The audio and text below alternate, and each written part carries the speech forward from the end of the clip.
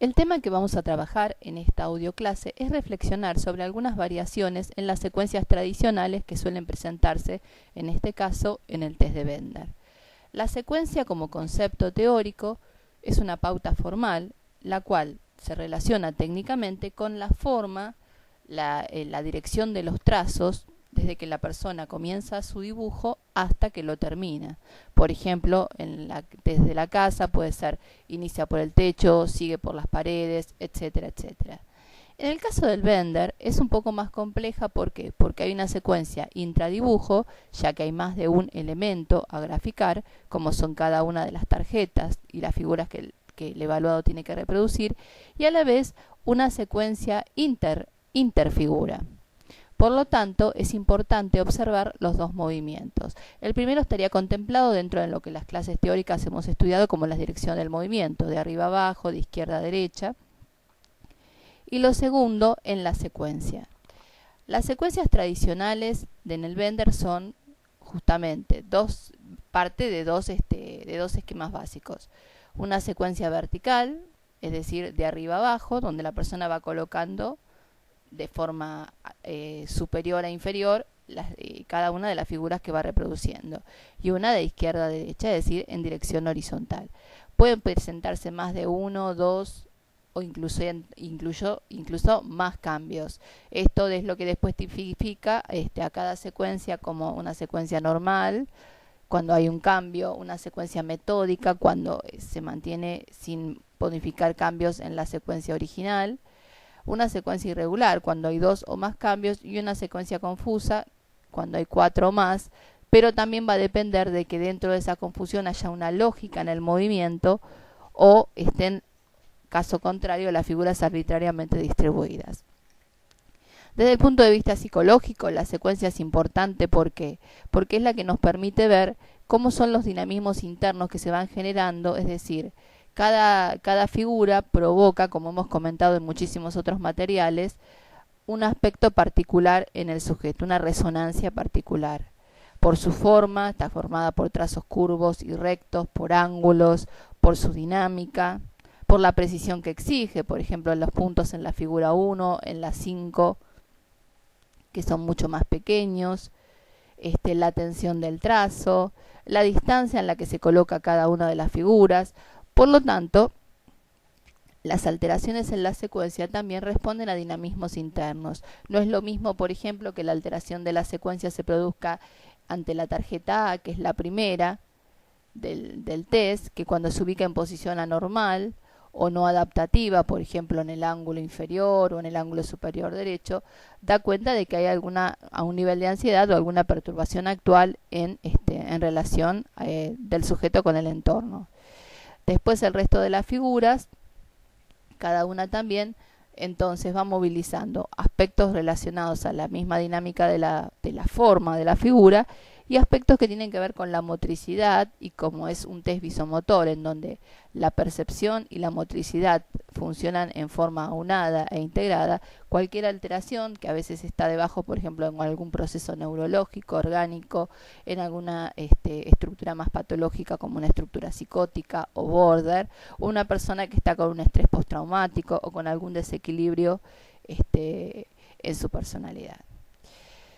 Entonces tenemos las secuencias tradicionales, dijimos intrafigura e interfigura, y después tenemos lo que hemos categorizado nosotros como secuencias especiales. ¿Por qué son secuencias especiales? Porque no responden a ninguna de las anteriores. Por lo tanto, como decimos siempre, una vez que uno tiene la base de un test, que es lo más importante, cuáles son lo que lo constituye, cuáles son las principales líneas de observación e interpretación, siempre habrá que construir porque hay tantas posibilidades como personas que grafican. Entonces, si bien hay un común denominador, que eso es lo que hace, digamos, cuando se hacen baremos en el caso de los test psicométricos, o lo que se hace con las recurrencias en el caso de los test proyectivos, lo que hacemos es tratar de pensar desde dónde podemos construir una interpretación.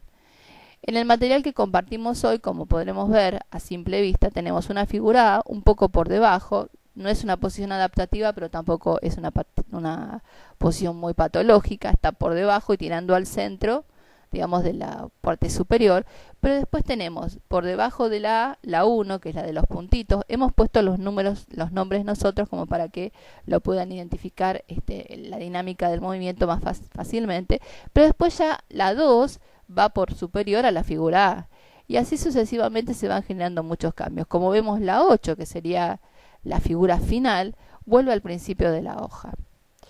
Estas secuencias especiales, en este caso se trata de una secuencia regresiva. ¿Por qué es una secuencia regresiva? Porque la persona no es que avanza desordenadamente en una dirección progresiva, más allá de que, por ejemplo, entre dentro de las secuencias que mencionábamos antes, una secuencia irregular con 2 o 3 más cambios en la posición, pero siempre es o de arriba a abajo, de izquierda a derecha, modificándose entre estas instancias.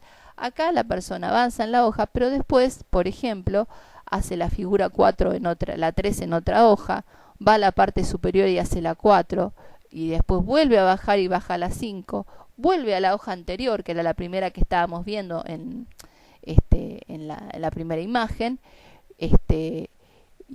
hace la figura 6, vuelve de vuelta a la hoja y hace la figura 7, y finalmente termina, como vimos en la imagen anterior, con la 8 en forma macrográfica en la parte superior de la hoja. ¿Qué nos da cuenta esta secuencia regresiva?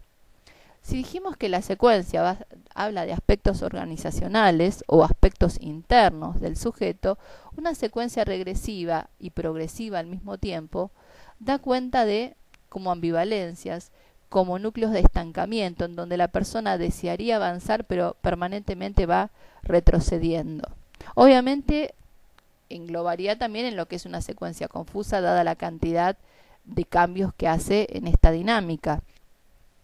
Una secuencia regresiva entonces da cuenta de una falta de estabilidad psicológica actual, ya que la secuencia, digamos, de todos los aspectos que se analizan en el Bender, como el tamaño, las angulaciones, etcétera, es la que nos da cuenta de, por un lado, la capacidad de organización y planificación, que en este momento estaría afectada.